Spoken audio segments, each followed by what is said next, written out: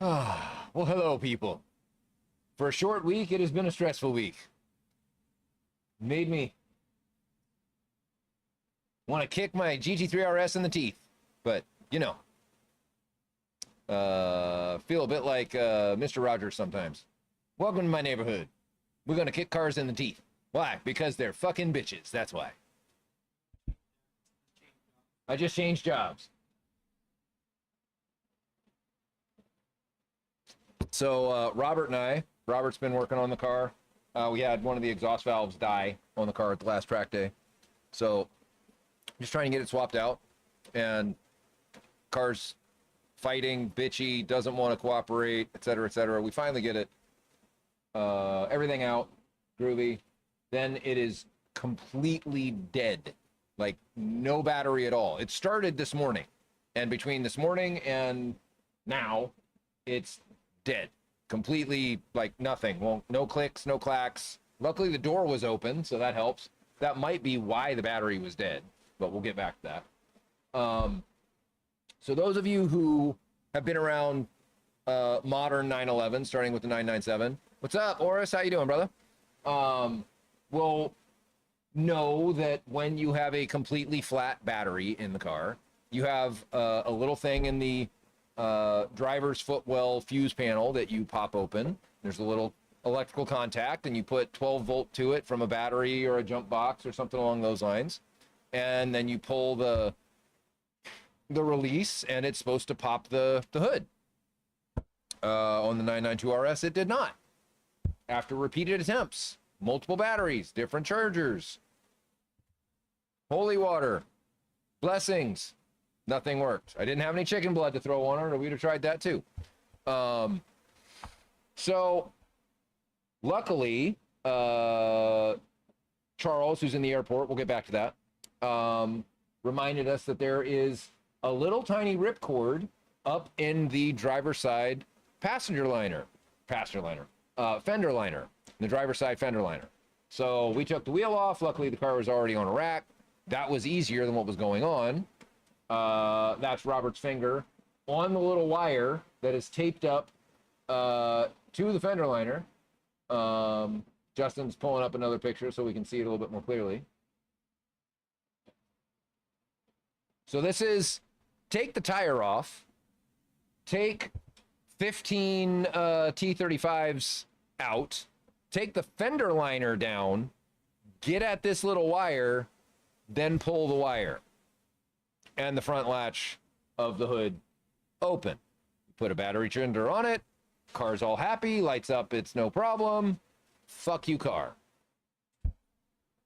So was able to get the DME errors cleared for the exhaust valve. Robert's over there trying to get it to adapt to see if the electronic is actually foobarred, or if we can get it to readapt to be happy. And then we can enjoy the mini crack pipe that we put on the car. So, good evening, sir. Have a good weekend.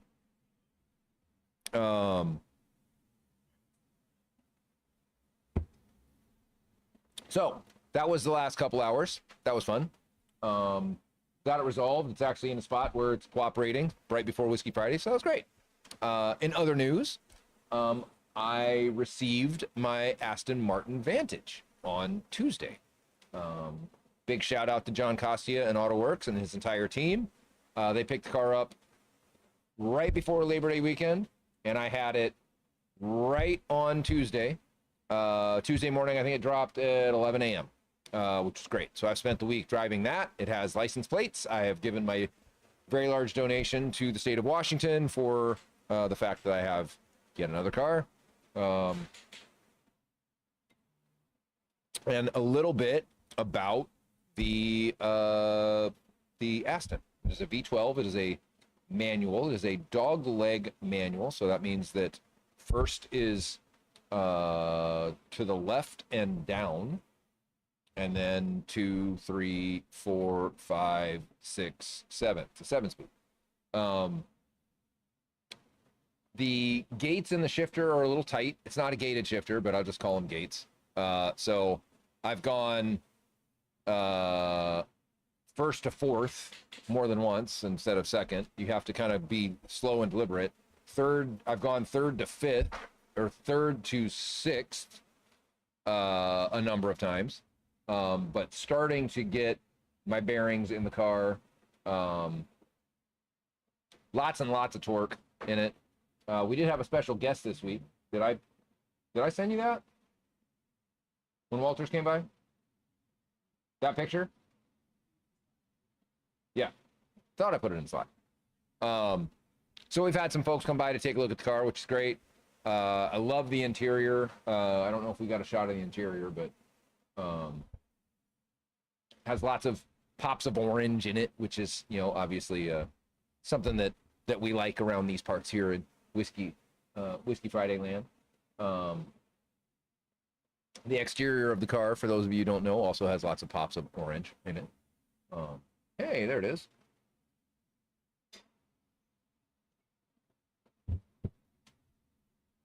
And I don't hate the wheels. So there's that. Got a quick walk around. All the orange.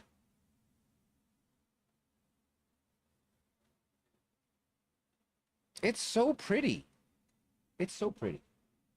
And Philip was the second to comment that this car fits me a bit better than the Ferrari. I look more natural in it and around it. Maybe because I am of English heritage, not Italian heritage, that this car calls to me. It's possible. Oh yeah, we had a special guest this week. If I can send it to you again, if we can't find it, let me find. It's probably easier for me to find it in my pictures. In my pictures. Bitches.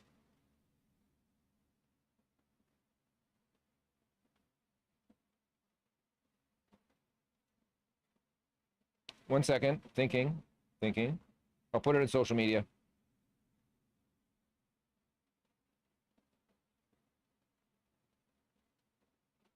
Sending.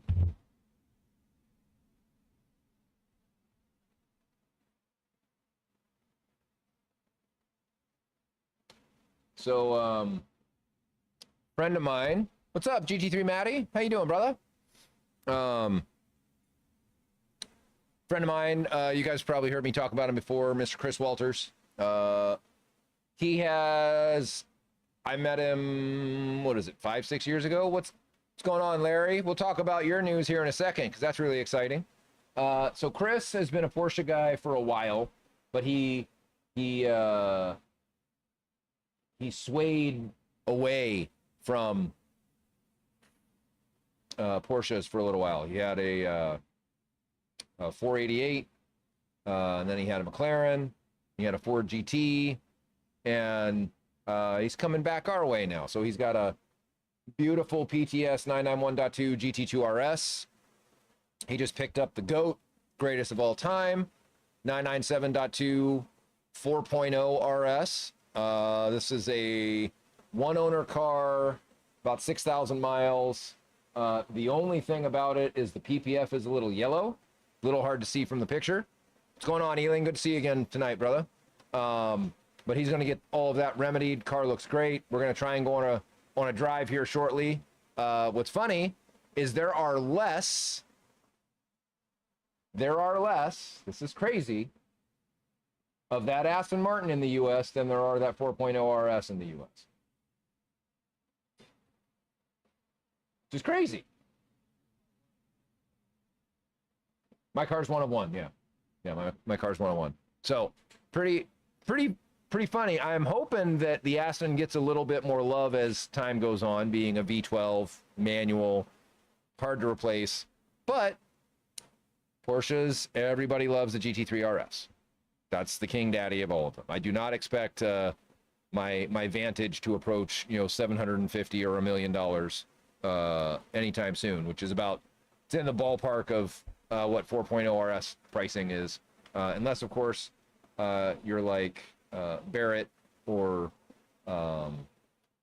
his cousin, and they have a PTS Orange 4.0 RS that is for sale if you have enough money. Just say it that way. So So it's kind of cool to see these two white beasts, and they're separated by about 6 years. Yeah, mine's 2017. The 4.0 RS is 2011. So, Larry's got some cool, exciting news. Anybody who wants to buy and let's start to get, Larry, is it already getting torn apart? Your GT4? I think that's what you were saying earlier on the track chat. So Larry was able to find himself a GT4 RS, and he has made a deposit, and it is blue, which it has to be.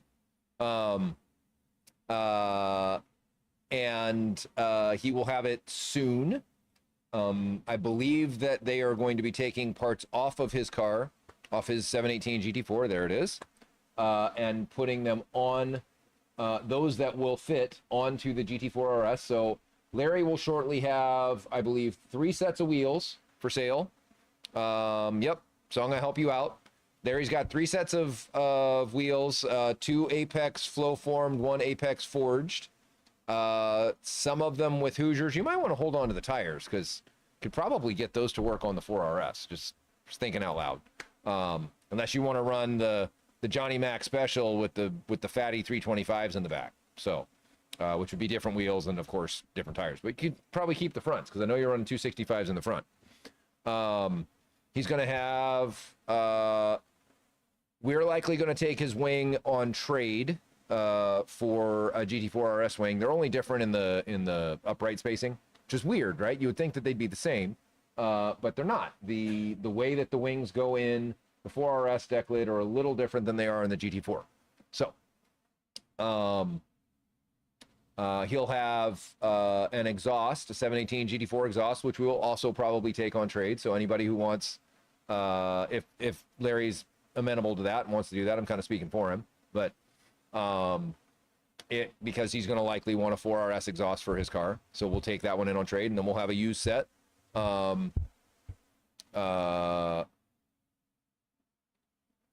Available. So Ealing, are you a 718 GT4 or 4RS? Or are you talking tires? Like 19-inch tires? Ah, yeah. Let Simon know if he doesn't. He normally pops in after dinner. Yeah, Simon might want some track wheels, Larry. He's got a 718 GT4 just like yours, except in chalk, if memory serves. So, wing, yeah. Ah, GTS. That's right. So yeah. Johnny Max in the middle, Lab Rat on the right. Ooh, that was hard. And that's Simon's car. Not Simon, the Florida guy. The hell was his name? On the left, isn't it? Yeah. So I understand Mr. Matty might also have an announcement to make. I understand he has a very special car on its way. Think you're getting an ST, aren't you, my friend? That's going to be pretty sweet. I forget your spec, but I'm sure it's delicious, just like your sneaky Heritage Tribute that wasn't actually a Heritage car, but looked damn like it as a GT3 RS. What else is going on? How was everyone else's week? We got most of the crew in here. Got a few folks piling in. Sure will, Larry. December 6th. That's awesome. So we've got we're up to, this is crazy, up to episode 6. Up to episode 6. So episode 6, if I roll backwards, I'll see if I can do this right. We've got this is our Whiskey Friday Academy engine series. So this is all about cooling systems. This sounds really boring, but it's actually not. It explains a lot about the history of how and why Porsche ran out of capability on oil-cooled. We already did. But I appreciate the troll, Cthulhu Nibeli. You're looking at it. And loud does not mean good. You'll say that. Loud is just loud. Thank you, Larry, 100%.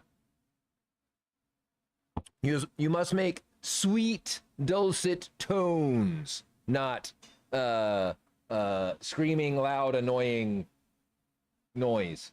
So, anywho, back to, oh, right on. I'll see you there. Smokey's X should be fantastic. Only if it sounds good, though. We can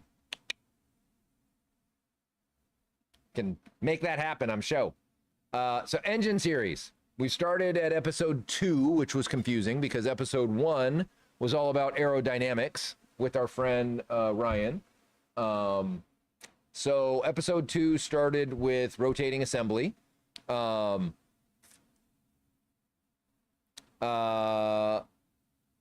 135. Rotating assembly.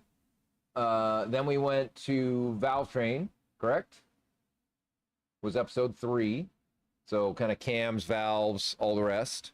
Then we did episode 4 was, I know episode 5 was oiling. And episode 6 was cooling, but I don't remember what episode 4 was.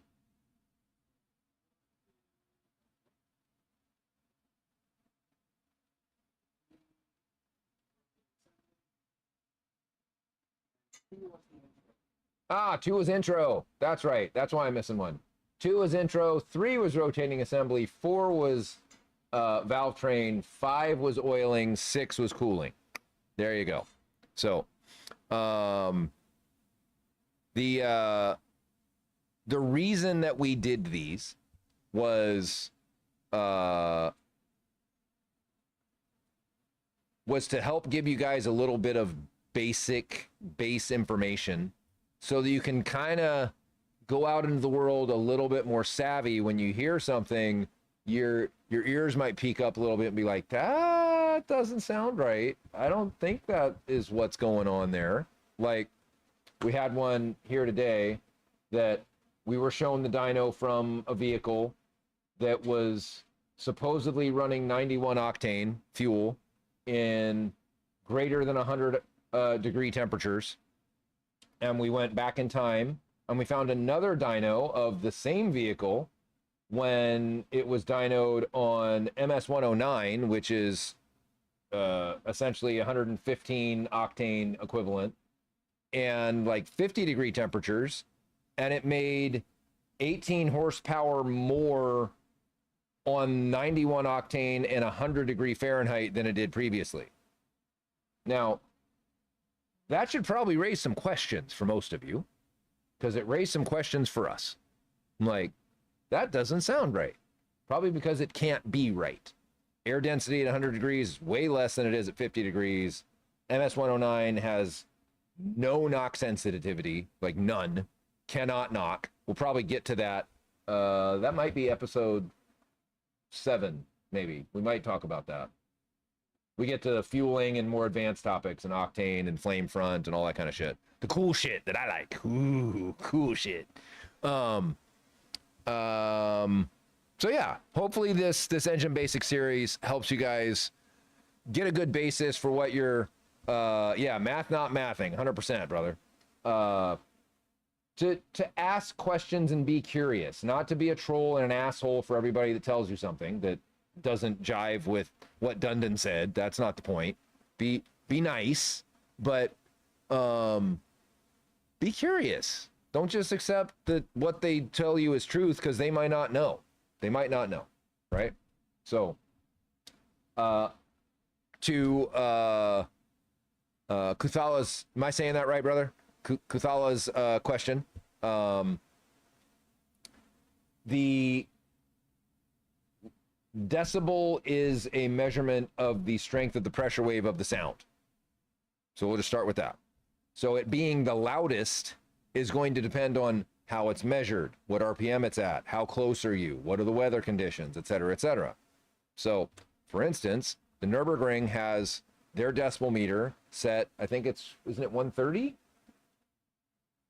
I think it's 130 decibels, but it's literally at the side of the track, probably 3 inches off the car, right next to a wall. So, yeah, car's gonna be really, really noisy when you're that close to it, and it's clipping by you at 120 miles an hour and full RPM, full throttle. Other places in Europe will measure cars at 3 meters diagonally from behind the car at 4,000 RPMs. Laguna Seca has it in a certain turn, and you have to meet 93 decibels, 92 decibels. Really, really hard. Kind of like a Prius has to go around the racetrack. So I get a lot of guys wanting the loudest, and I understand generally why it is you might want the loudest. So depending on where you're at in the world, and if you're going to tune the car, then we can potentially get you something louder. Cool. Awesome. That's good. That's good. Race headers would be louder. Full crack pipe would be louder. We could get you race headers and a crack pipe for a 992 RS. It fits on a cup car. We do not sell that inside the United States because I don't want to go to jail. That is for race cars. It is for cup cars. And that is the only thing you can have inside the United States to be able to get that. So, still sounds great. Car's going to get real bitchy because it doesn't have catalysts, doesn't have valves. You're going to have to do some shit. You're going to have to tune it. Might not be possible on a GT3 RS depending on what it is you're doing. But if you have to have the loudest, and that's the only thing that's important, that would be the loudest. It's what's on our cup car, and it's ungodly loud. Like, wake every neighbor in the neighborhood loud. Like, I'll let every cop know in 5 miles that you are hitting your throttle loud. Not everybody wants it that loud. Everybody says they want the loudest until they have the loudest. So, no, it isn't, because the 992 Cup has a bigger diffuser.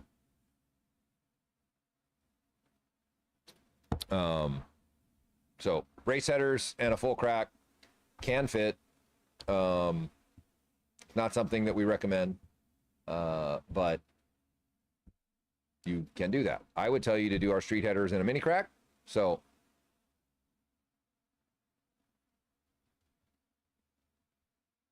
yeah, like Larry said. So anyway, not to derail what we're doing here, but good question, Kathala. Thank you for joining us. I assume you have a 992 GT3 RS, and where are you in the world? Just so that we can learn a bit more about you. I would assume US, probably LA or Miami if I had to guess, but I don't know with certainty.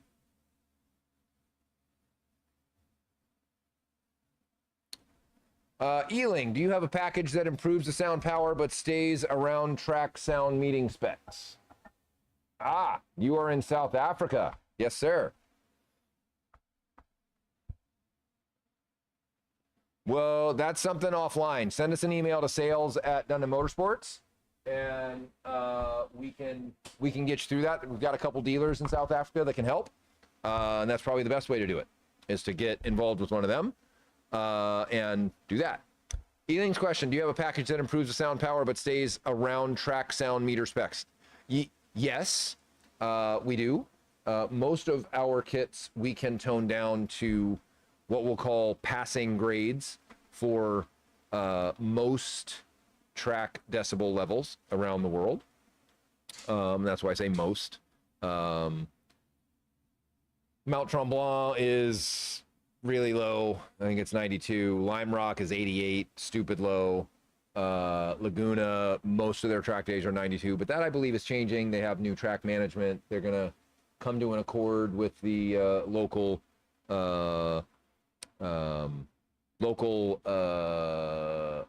homeowners, property owners. That's what I was looking for. Cool, brother. Thank you. So you can typically get away with a loud muffler and then using what Justin is showing are quiet tips to be able to get the car to quiet down such that you can pass. Ballswork sidetracked me from the weekly fix.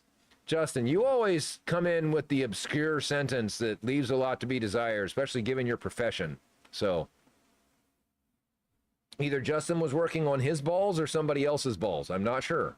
So Justin is an ER doc, for those of you who don't know.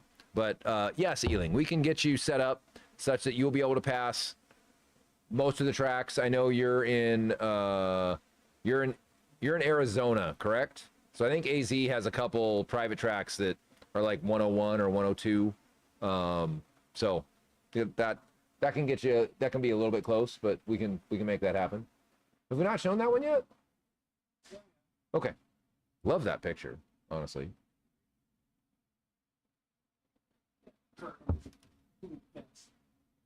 Kirk and his what?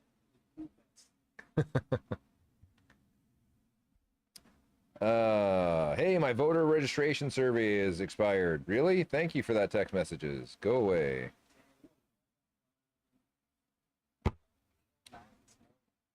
Did you? Same thing? Yeah. Running it down. Lack of punctuation. Balls. Work sidetrack. Gotcha. You didn't miss much. Just me bitching about the RS being dead and none of the ways to get into it actually working.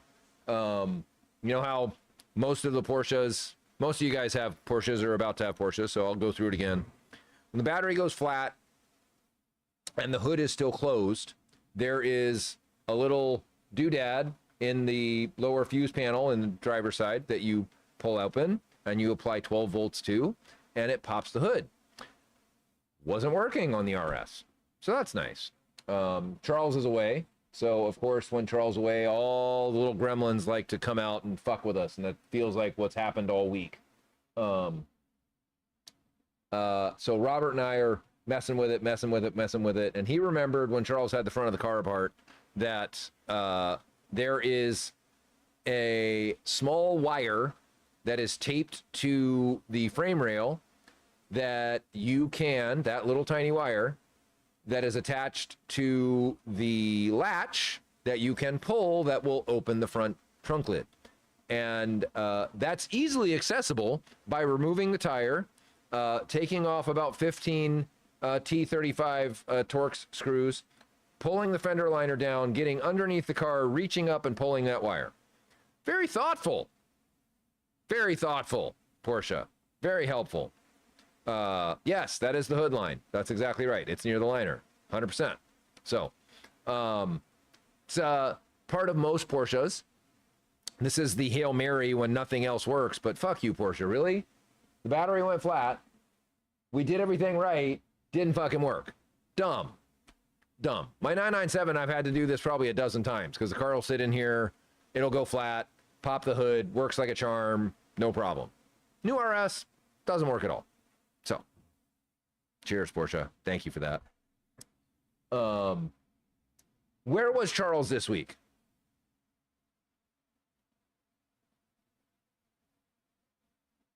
Yeah, don't pull the kill switch. That's bad. Charles was at MCS. We sent him out there so he could enjoy some barbecue and some whiskey. Because, you know, everybody needs a break and to go have some barbecue and some whiskey.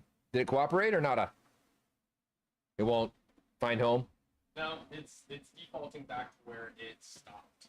Like wherever it got unplugged or when it got ripped off, it just defaults back to that spot. Manhandle it. I can't. You can't? No, it literally will not move. Use all sorts of leverage and it won't move. What the fuck?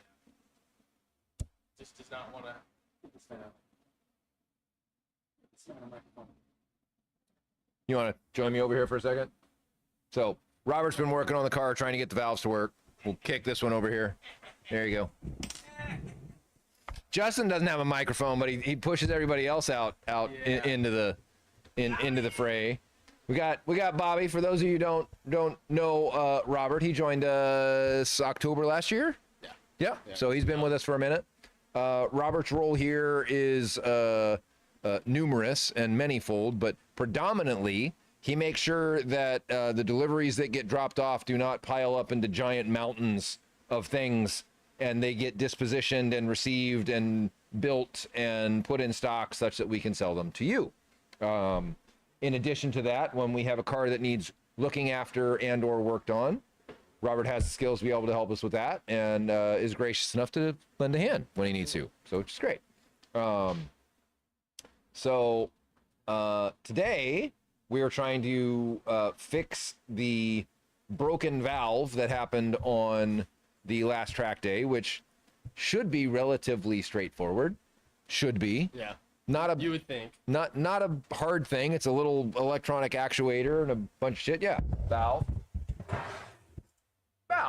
So we buy this part. That's it. This part. That's it. We buy this from an OEM manufacturer in the United Kingdom that Aston Martin and Porsche and Maserati and Ferrari and like everybody and their brother buys their exhaust valves from. This is legit, quote, good shit. Well, it was good shit until this riveted on plate it sheared off. It sheared off. All of the tabs. All the tabs, all this stuff just sheared right off. We're like, well, fuck. Of course that happened on track. Awesome. So these are riveted on. They're not welded on. There's another, it's a number of, so as not to cause a panic among our constituency. The ones that work. Occasionally we get ones that don't work. We got one on our car that didn't work. So we are evaluating making these ourselves, but as you can imagine, doing everything yourself is fraught with peril. Well, we could also add too, that set of valves has been through mini cars. Yeah. Mini dyno abuse days. Yes. So yes. It went through the ringer. We're not kind. Yeah, so. We're not kind to our parts. We beat the holy living fuck out of them. This is from, Justin was with me the last track day, so this is the carnage. There were some things that were bent. There's a bunch of shit. So anyway, so we got new valve on the car, got the actuator put back in. The actuator is in a position that it is not happy with currently, and it will not find its new home. I'm wondering if you flip it upside down. I did. Okay. Yeah. I moved the spring orientation. Yeah. Pretty much everything you could think of. All right.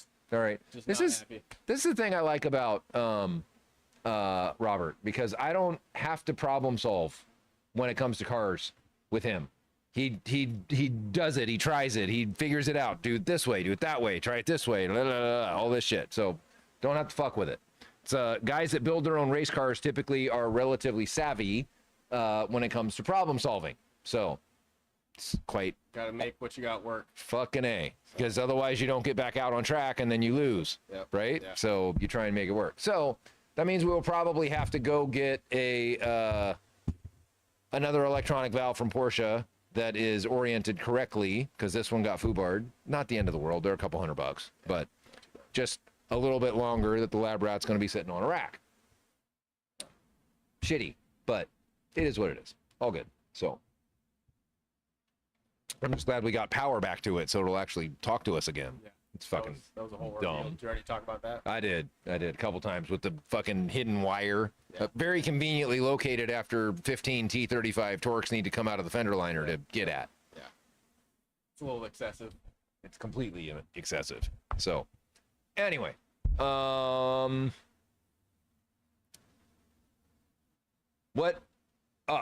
was at MCS. So why was Charles at MCS? So Charles was at MCS because we are now a stocking dealer for MCS. We are going to be stocking all of the versions of the MCS products that we sell. We're going to be able to build them all. No, you can. You can. We're building them all here.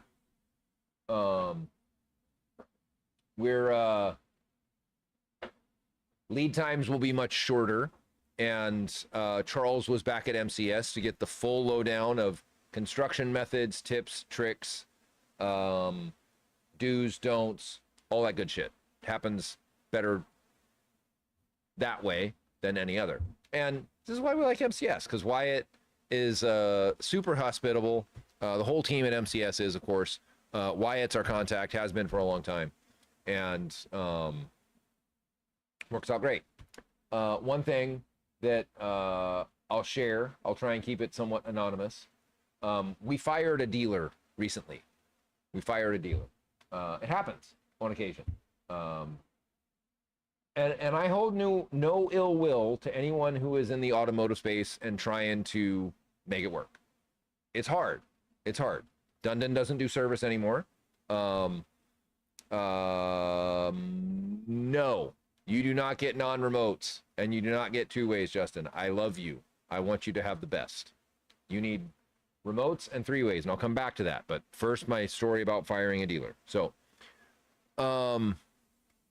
there are a lot of opportunities to enhance cars, Porsches, GT cars, any cars in our market space. And Dundon has taken a specific tact to offer engineered, vetted parts tested by us and then sold through a dealer network and direct to the consumer all around the world. And we provide support, we provide instruction. Ted and I try and do as best as we can to answer everyone's questions quickly, amicably, big smile on our face, even when they're silly. This particular dealer was, for lack of a better term, making up problems and drama to charge customers more when there was nothing wrong with the product. That's shitty. That's a lack of integrity, potentially even fraudulent.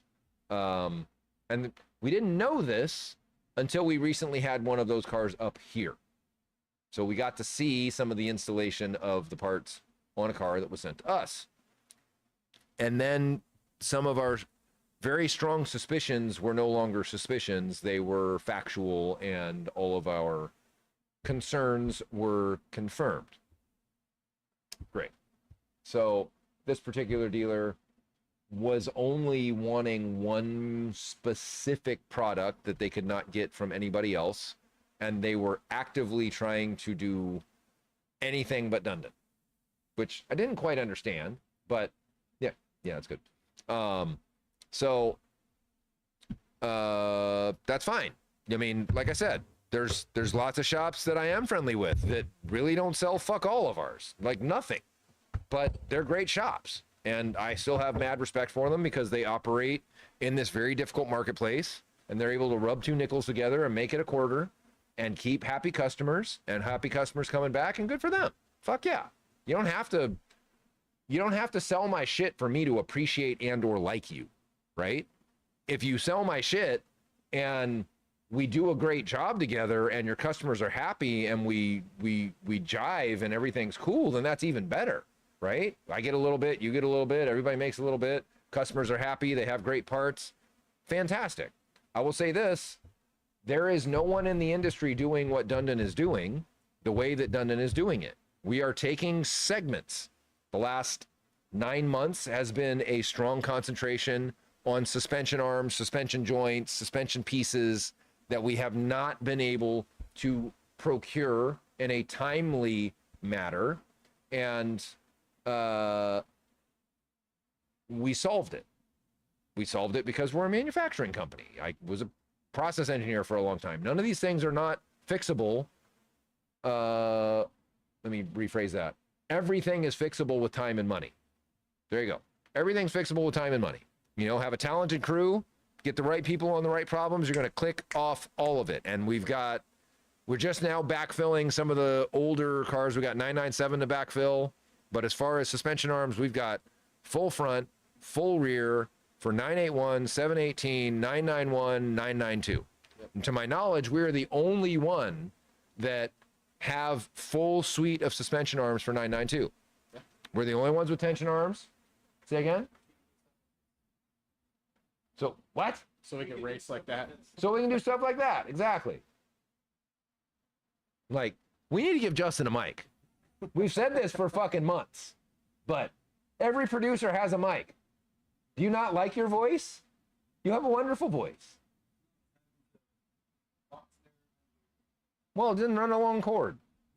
We need to like build a freaking soundstage so that we can run all this shit hardwired and never have to fuck with it. It's really kind of a pain, but anyway.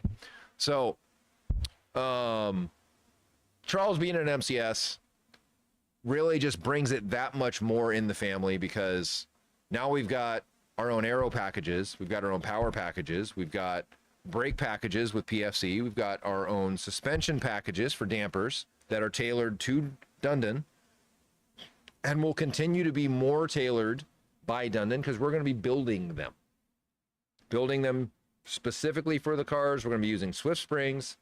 There's a couple reasons why we move springs. MCS, the ownership of MCS has European ties. I'm just say it that way. So they have European leanings as far as supply contracts go, and when European suppliers decide that they don't have any more and they're going to go vacation for a month, that becomes a little difficult from a supply standpoint to be able to give parts to people when they need them, right? So we're using Swift. That is a, what is it, Tohatsu steel? So, something like that. So. Something like that. Great American company, Japanese company specifically. But they have a great selection of springs, very high quality. But the lengths and the tenders are all a little bit different. And some of the applications are very particular. 992 GT3 in the front, in specific, has like 10 millimeters of wiggle room either way, which we're trying to resolve. It's one of the reasons that Charles went over there, so that we can... 992 GT3 was developed by MCS Europe. We inherited it. We did not have a say as to how it all went together. They did a great job. It's a fantastic kit, but it's kind of set up for European tracks, not for American tracks. So the spring rates they had weren't ideal. We changed them. Those lengths, when you change rates, lengths change, everything gets complicated, blah, blah, blah. So comes a pain. So, yeah. We've got some props. Justin, I'll get back to Justin here for a second. Justin has a 997, and he is asking, and I know how Justin uses his car, he is asking, should he do two-way non-remotes in contrast to three-way remotes? And so let me explain what the remote does and why the remote is important. The remote gives you, I know, yeah, absolutely. Yes. And thank you to Black Sheep for helping to get Larry dialed. So, Ibach is one of the original springs that we were using from MCS, and Swift is what we're moving to, just to be clear. So Swift will begin to be shown. Some Ibach will be shown. So don't get all up in my business if you get a red spring versus a silver spring versus a yellow spring. You want a baby blue spring, you don't be so color coordinated. It's not that important. You can't even see it. So the canisters on MCS are not just convenience. They are an extra reservoir for oil to be exchanged from the main shock body into the canister, and vice versa. One, it provides you more cooling for the damper package, so you have more fluid moving in and out of it. NB, we'll come back to that. That's a complicated answer. Simple question, complicated answer. So the canister gives you a place for the oil to go. It also gives you better control of blow off, which for anyone what blow off means is essentially we categorize blow off as very high speed compression. So when the wheel is moving very quickly in towards the car, that's compression, then you're going to want a place for that fluid to move so that you don't have it restricted by valves and having to move through valving. You want it to bypass all of that and get out of the way so that the wheel can move up. Yeah. Right? That's why trophy trucks use them. Absolutely. Trophy trucks will use multiples of them, right? Because they have a lot of control and a whole lot of stroke. They're trying to control all that. Some trophy trucks even have cooling for this. They'll have fans blowing on radiators for the, a lot of the big Baja trucks will have that, right? To try and keep the shocks cool because they're constantly just going crazy. So a two-way without a remote reservoir will not have the same performance as a three-way, which has the high-speed and low-speed compression circuits separated with the canister. So you want three ways, you want a remote. Besides, remotes are cooler anyway. You got that shit in the front trunk. You go to Cars and Coffee, you're like, I'm a baller. They can see it through the rear window. They got it on the cage. Double baller. Back up, bitches. I'm in the house. This is what Simon wants. He wants us to get us longer hoses so that he can put his canisters on his cage so he can be a baller when he goes to Cars and Coffee. Now, I know Simon's also a pretty heavy track rat, but he's a shop owner and he wants to show off the wares and try and demonstrate, get more people interested. What's that? Well, let me tell you about it. I'm glad you asked. All right, NB, is there a way to get a Dundon header system similar to stock sound? I want the power, but not the noise. Let's talk about how there can be more power. The power comes from more bang. The power comes from more bang. So it's like saying, I shot a 9mm. You don't need longer hoses in the rear, Larry. You shouldn't. If they were routed properly, you shouldn't. I'll talk to Mike. You shouldn't need longer hoses in the rear. But we can talk about that. They don't all have to go on the roll bar. They can go in the rear trunk. See the shit I start on Whiskey Friday? Oh, yeah. It's like I plant a seed and then it just blossoms into everybody needs it. Longer hoses. Holy hell. Every boy does want a longer hose. So, it's kind of a thing, but especially the boys who are older, and single. I do not qualify. So no, you wouldn't be able to cage mount, brother. That the hoses are already super long. So Felix, thanks for lurking, brother. Appreciate that. I don't know who's lurking. I don't know who's on here all the time. So I always have to be a little careful. They don't all comment and show me who's here, right? They're just kind of watching and I don't know if you're a gun enthusiast, NB, or not, but it'd be like saying I have a 22 and I want it to be as long range as a 308, but sound like a 22. The two things don't go together. When I make more pressure in the cylinder by giving you more power from each one of the I know you don't. You guys, I need a longer hose in the front. Is that a colloquialism? Are you speaking metaphorically? Are we using car things to speak of our own stature as a man? What are we talking about here? Because you have to create more horsepower, you have to have higher cylinder pressure. When you have more cylinder pressure, that cylinder pressure will be released and it will need to be released to atmosphere. Therefore, it will be louder. Now, can we tailor the sound such that it is closer to stock than not? Yes, you would need a muffler.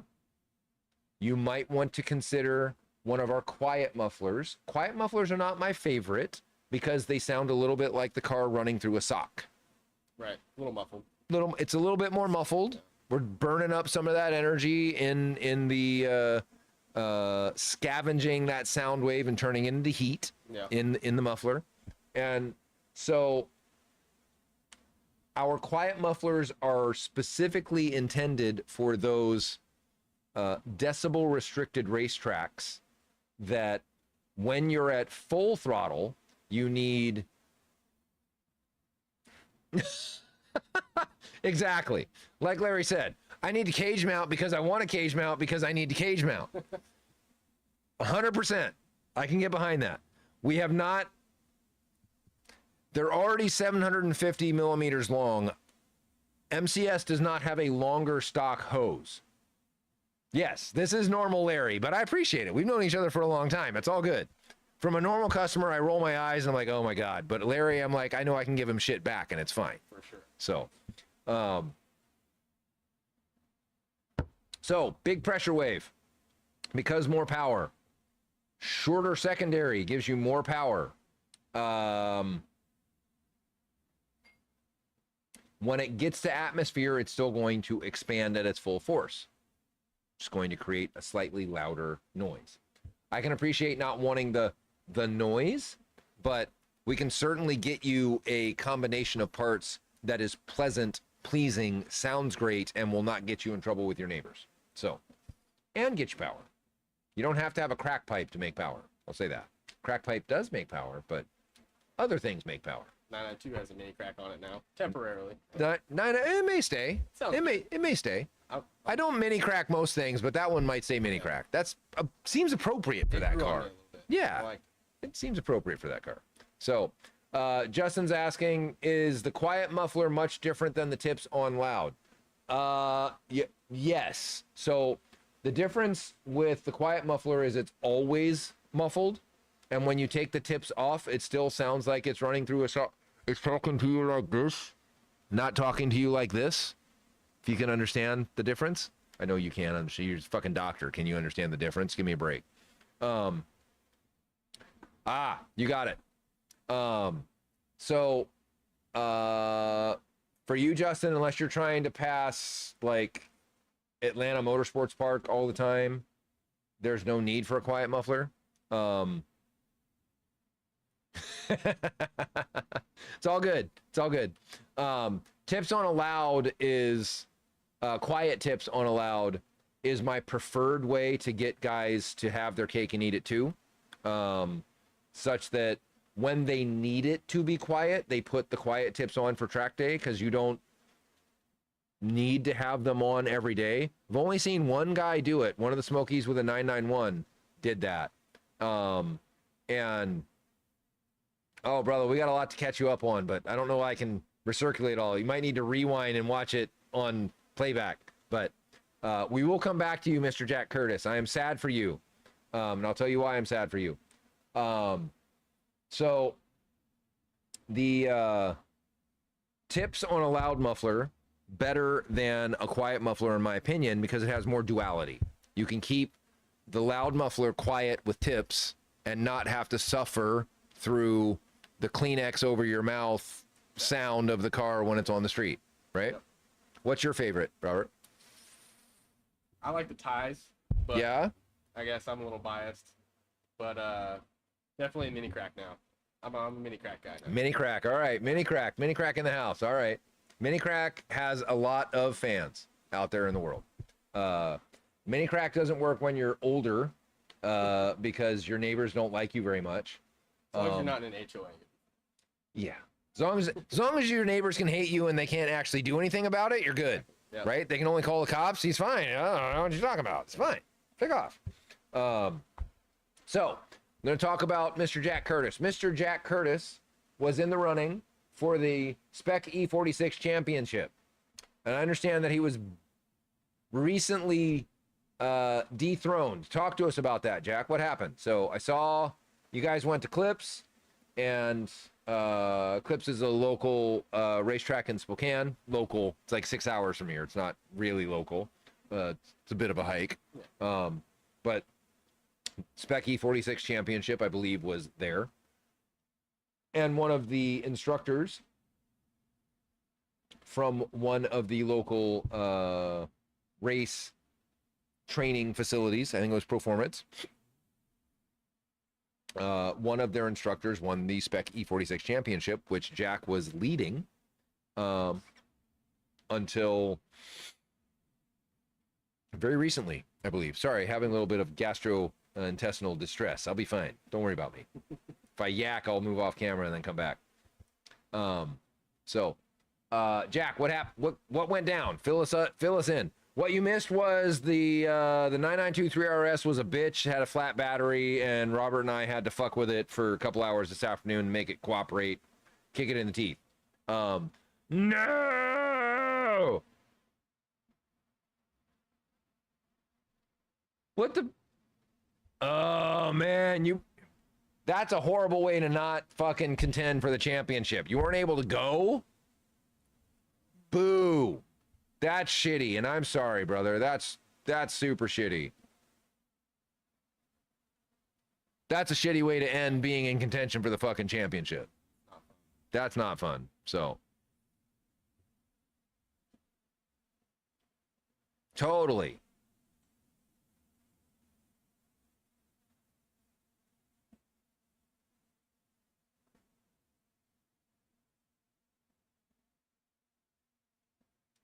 Oh, fuck. The shifter Oh my God. These sound like great driver excuses for a crew chief. The shifter detent jammed, and that's why it was an unavoidable money shift, and I bent a valve. It was not me. It was the car. It's your fault, not my fault. Never the car's fault. Yeah, Specky 46. Oh, fuck. Tried 4.3, went 4.1? Oh, no. Yo, that's not a fun sound to hear either. You're like, you let out the clutch, and you're like, oh, fuck, no, no, no. Done that. I've come close to doing it on my 997. I got to 10,000 RPMs. Instead of 4.5, I did 4.3. So, but luckily Metzgers, if you get the clutch in early enough, they can spin up and come back down and not grenade themselves. So, fucking A. Yeah. Oh, I know. I'll give Memo a hard time for you, brother. Don't worry about that. We got his car here on the dyno, which it made how much stock? About 380, 379, 380. 379, 380. Yep, right on. So we got the Club Sport in the house. We'll get some pipes on it next week. Get some tuning going. See if we can't get them to that even number. So.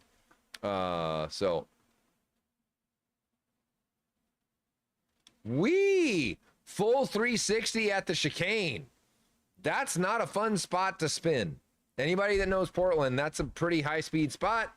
That is definitely a fourth to third, not a fourth to first kind of jam. Anytime the car does, yeah, fucking A, dude. I'm sorry. That's shitty. But there is next season. There is always next season. So, see, rolling backwards.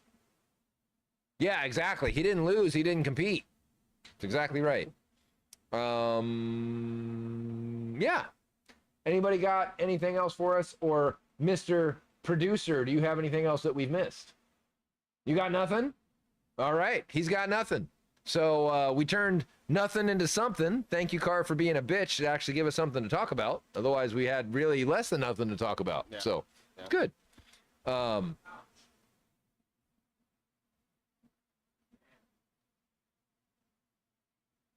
Was the battery dead the reason you weren't at Area 27? Todd, no. Mr. Todd Panic.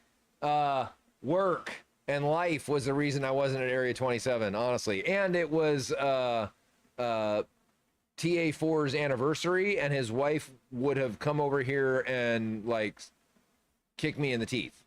So, it's his anniversary this week. Glad to see you out there enjoying yourself. Car was good. Seemed like it behaved. We haven't heard much from you since we sent you the recent tune revision, but Mr. Todd Panic is one of our fast customers. Okay. He will generally he's in a manual lava orange 991.2 GT3. Oh, okay. And he is fast as shit. That is Andy Capus. Lava Orange 9. We have two Lava Orange 991.2 G3s. He's Todd, where do you live? He's in Seattle. I think I've seen him on I-5 once or twice. I don't know if he street drives it, but I've seen one. That exact. Do we have anything to prevent front tire destruction? Go slower. That's how you prevent front tire destruction. And or stop understeering the car to slow down. That'd be the other way. Use the brakes and then turn. Yeah. depending on how they were destroyed, potentially, he lives in Edmonds. There you go. Okay. You've probably seen Andy Capus car because it comes to Spec German pretty regularly. Okay. That makes sense. Depending on how the front tires were destroyed, an alignment change may help because you are a fast guy, and if you are on a Cantrell alignment, just -3, then we probably need to get you more than that, depending on how they died. So, geez, you're still on 245s and you're fucking that fast. Jesus, Todd. If you allowed me to be the crack dealer that I am and actually get your car set up, you would never replace it. Get you 19s, 265s, the full jam, and I know non-congs are still not fucking available in North America. Thank you, NHTSA, for bullshit. You're -3, you probably need more. So, Slightly.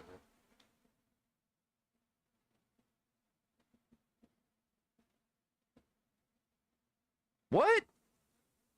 Your pops is getting rid of all the cars? What color is the 992 GT3? Guards, you have a GR 992 GT3? I'm holding out for Brennan's pastel orange 992 GT3. So,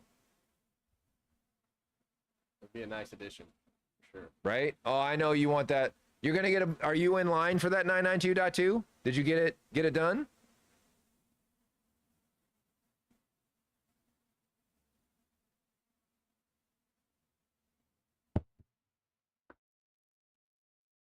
So, Todd's fast. He's always super fun to go hang with at the track because he's super consistent, very humble, great feedback as from a developer standpoint, from a race engineer standpoint. What he gives us feedback is very credible. In the meantime, Todd, I would get you up to probably -3.3, -3.4 on the front because you're leaning that thing over. He's still on stock suspension, Oh, wow. which is kind of soft. Yeah. We've talked about MCS, but he's like, I'm going to get a different car, so I'm not sure, yada, yada, yada. So it's kind of that, do I upgrade this one? Do I wait till the next one? Right. And that conundrum when you've got a finite budget, you can't just throw all the money at the cars, even though some of us are dumb and do that, myself. And others of us that have multiple track cars. Yep. Exactly. It's a sickness. Yeah. Regardless of budget, it's a sickness.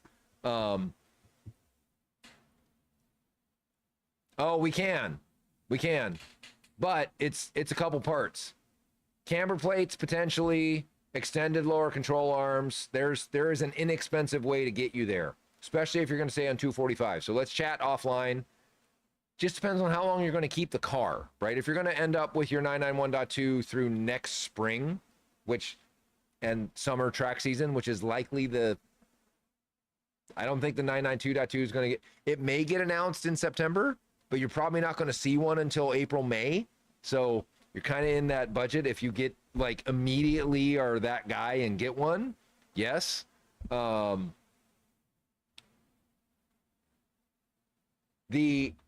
We have extended lower control, at least a year. Okay, then we need to talk. We need to get you set. Yeah, we need to get you some parts, need to get you reset with a slightly better alignment where they're super skinny front tires. And see if we can't get you some fatter fronts for that. You've got steel brakes, right, Todd? Pretty sure.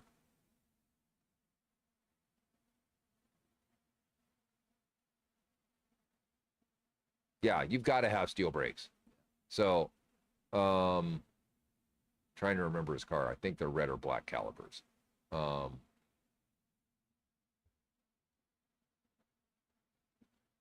used set of 9.5-inch 19s. Oh, dude.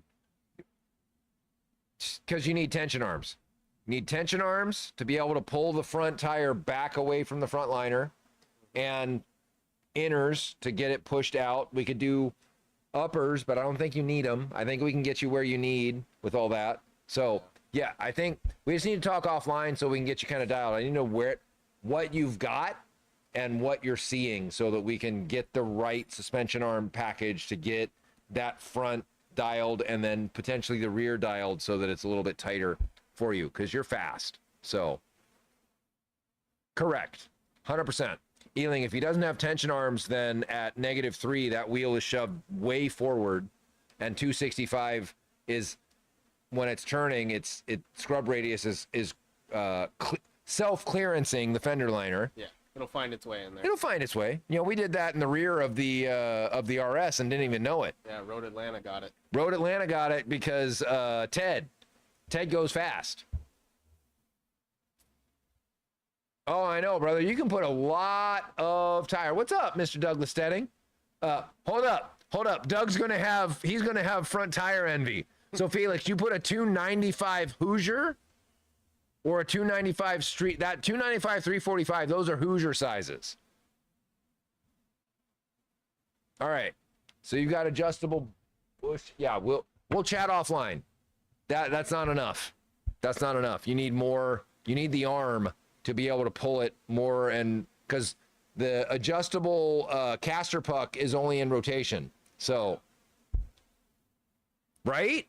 That's a big boy, dude. Doug, we need to move you to Hoosiers. Get you on 295s, and then you will have absolute bragging rights for widest tire in the land.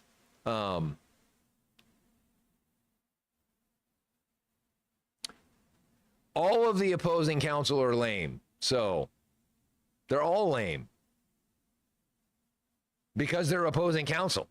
That's kind of the point. Yeah. It's the whole thing. Why Mantai's lame because they are not us. Yeah. Just exactly. saying, Yeah. right? It's like they're lame. They wish. Not us, right?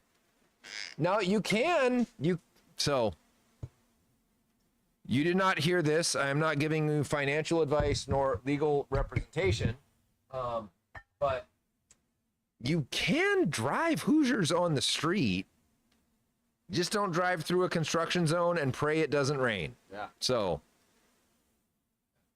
they're really fucking scary when it rains, like horribly scary. Like don't do it again. Yeah. And when we took my Hoosiers off that I was driving to the track, this was on Pumpkin. No, this was on first Lab Rat, 991.1.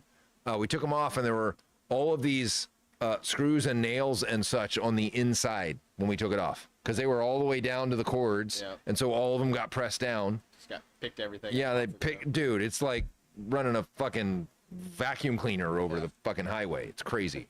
So, yeah, no, not gonna do that. That's cool. Yes.